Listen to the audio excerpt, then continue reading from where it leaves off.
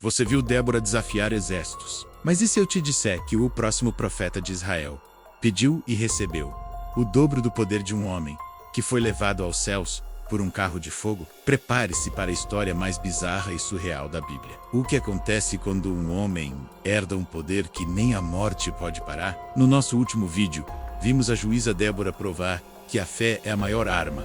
Mas hoje, a escala do sobrenatural vai explodir. E acredite, o que você está prestes a ouvir vai redefinir o que você pensa sobre milagres. Conheça Eliseu, o sucessor de Elias.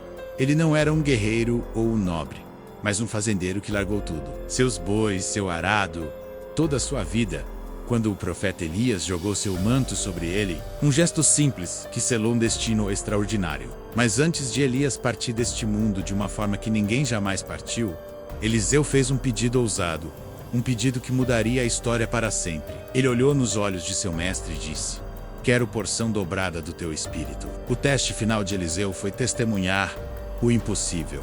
E ele viu. De repente, do nada, um carro de fogo e cavalos de fogo surgiram, separando os dois profetas. E num piscar de olhos, Elias foi levado para o céu em um redemoinho. Elias se foi, mas seu manto, o símbolo do seu poder profético, caiu no chão. Eliseu, com um coração partido, mas com uma determinação de aço, pegou aquele manto. A primeira coisa que ele fez, voltou ao rio Jordão, o mesmo rio que Elias havia dividido antes. Ele bateu nas águas com o manto e gritou: "Onde está agora o Senhor, o Deus de Elias?" E então, o impossível aconteceu de novo.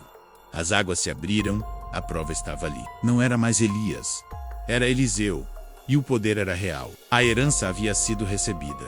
A partir daqui, a história de Eliseu se torna uma galeria de eventos que desafiam a lógica.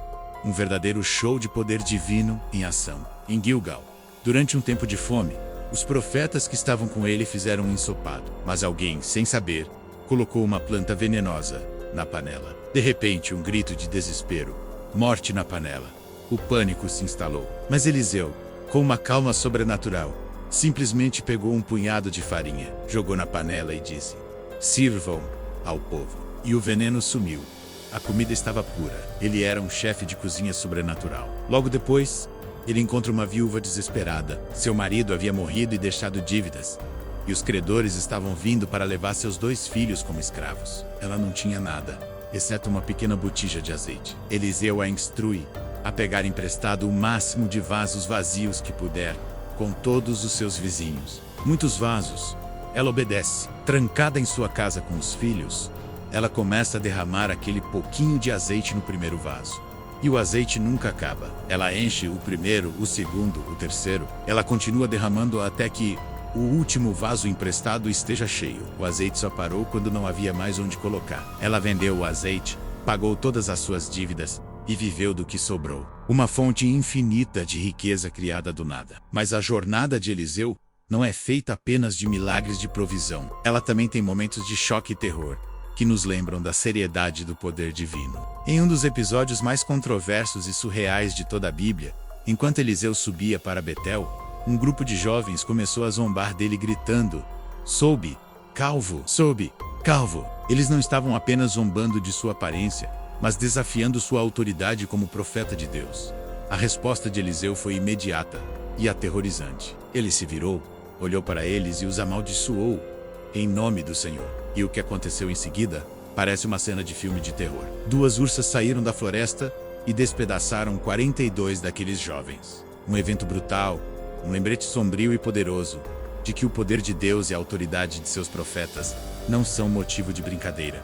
Eliseu viveu uma vida longa e cheia de milagres. Ele aconselhou reis, curou leprosos, multiplicou pães e realizou feitos que ecoaram por todo Israel. E então, ele adoeceu e morreu, como todos os homens. Mas a história não termina aí. A influência de seu poder era tão grande que ultrapassou a própria morte. Anos depois, Israel estava em guerra. Durante um funeral, um grupo de israelitas que carregavam um corpo para ser enterrado foi surpreendido por uma tropa inimiga. Em pânico, eles precisavam se livrar do corpo rapidamente. Eles avistaram uma sepultura aberta e, às pressas, jogaram o corpo lá dentro. Adivinha de quem era aquela sepultura? Era a sepultura de Eliseu. E no momento em que o corpo do homem morto tocou os ossos do profeta, O homem ressuscitou e se pôs de pé. Eliseu, o profeta que herdou o dobro do poder de um homem que nunca morreu, realizou seu último e mais surreal milagre depois de morto. Um poder que nem a sepultura pôde conter. De carros de fogo a veneno neutralizado, de uma fonte infinita de óleo a ursas vingativas e ressurreição pelo toque de ossos. A história de Eliseu é a prova de que o sobrenatural na Bíblia é muito mais intenso, estranho e bizarro do que você imagina. É uma narrativa que nos força a confrontar a natureza do poder divino. Um poder que tanto provê quanto julga, que cria vida e que a leva de formas chocantes. Qual desses milagres te chocou mais? O carro de fogo que levou Elias, a fonte infinita de óleo que salvou uma família, as ursas que atacaram os 42 jovens, ou a ressurreição causada pelos ossos de Eliseu? Deixe seu comentário aqui embaixo. Queremos muito saber a sua opinião. E se você gosta de explorar o lado mais incrível e surreal das histórias bíblicas, não se esqueça de curtir este vídeo, se inscrever no canal e ativar as notificações.